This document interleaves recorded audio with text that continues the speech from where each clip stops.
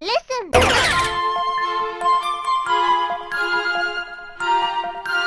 So remember growing up, you'd make a new friend at school, and after getting to know them, you get invited over to their house, and you meet their sibling. And while you can see the similarity between the two, you find their sibling really annoying. Well, that's Super Mario Galaxy 2 for me. Now, before you stab me or put a pipe bomb in my mailbox, hear me out. I don't think this game is bad, far from it.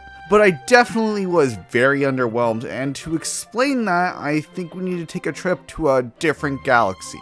By that, I mean the first one. Super Mario Galaxy is one of my favorite games of all time. I played it at the prime age of 8, but didn't end up finishing it until I was 16 when the 3D All-Stars collection released, so needless to say, I grew up with it, and so that means it automatically gets the nostalgia bone. It was the first game I ever remember making me go like, wow. So this is what the future of gaming is going to be like. Aside from the technical aspect, this opening cinematic was actually the first time, in my opinion, Bowser was painted as a serious threat. But what stood out to me the most is the fact that you're alone. You're not in the Mushroom Kingdom anymore, so unlike other Mario games where you just kind of are making Mario go through all these different places without a single thought of where he's going and what he's doing in his head, he's instead put into this place that he's completely unfamiliar with just as much as you are.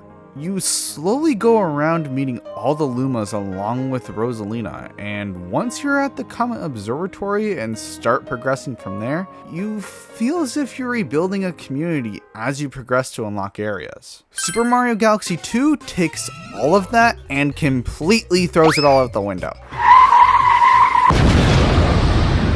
That pre-rendered intro that looks so beautiful and illustrates the direness of the situation is turned into a goddamn interactive storybook, like one of those Arthur games for the PC. But Dad, I almost found the thing, said Arthur. When I find the thing, I can win stuff! A storybook isn't necessarily a bad thing, as Galaxy 1 did also have that at the beginning of the game to establish the Star Festival and its significance, along with later using it to tell Rosalina's origin story. But here, it just feels like it's there to not only cram the gameplay tutorial into, but also to just soften the blow of the situation. You also don't really have the same build up to the true start of your journey like the first game did. You're just told what happened with Bowser, and then bam, you're on Starship Mario. The closest thing you have to ease you in is Lubba. We love Lubba. Now, from what I've been told by other people and from what I've seen from my good friend SmashMax's video, is that this game is supposed to promote a sense of togetherness. And I have to say, I don't like it. The game just feels overcrowded if you ask me. There's no sense of it's you against the world. I found myself going through the game, seeing new characters, and just can't help but think, I don't have time to fly on birds, I'm fucking Mario! I like having that feeling of it's you against the world until the end of the game where all the Lumas come together to help you. Starship Mario doesn't have the same feeling of progression like Comet Observatory. Everything is just there.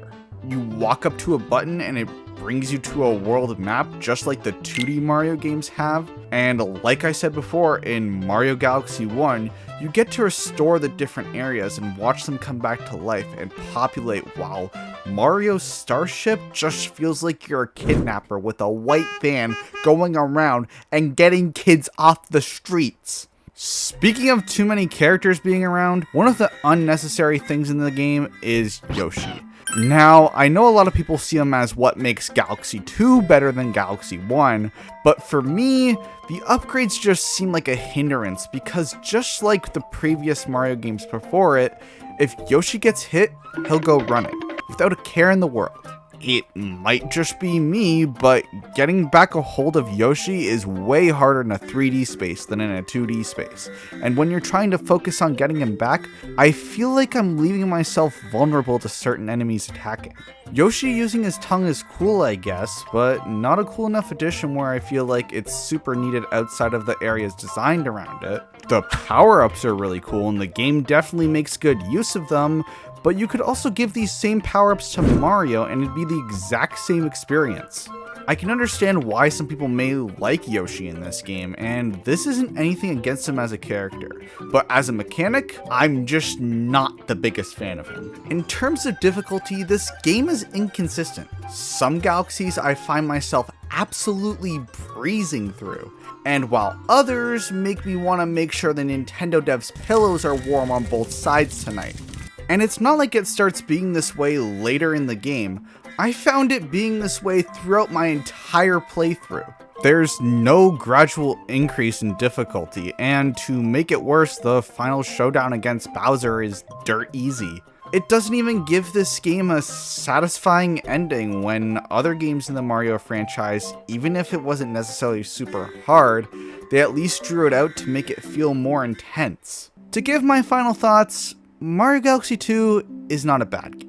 It's a fine Mario game, and I'd be lying if I said I didn't have some fun with it, and maybe if I didn't go into the game with such high expectations, maybe I would have enjoyed it more. I can't help but feel that this game is just an example of the saying, if it ain't broke, don't fix it. Maybe one day, down the line, I'll revisit this game, and I'll finally see what everybody else sees in it. See?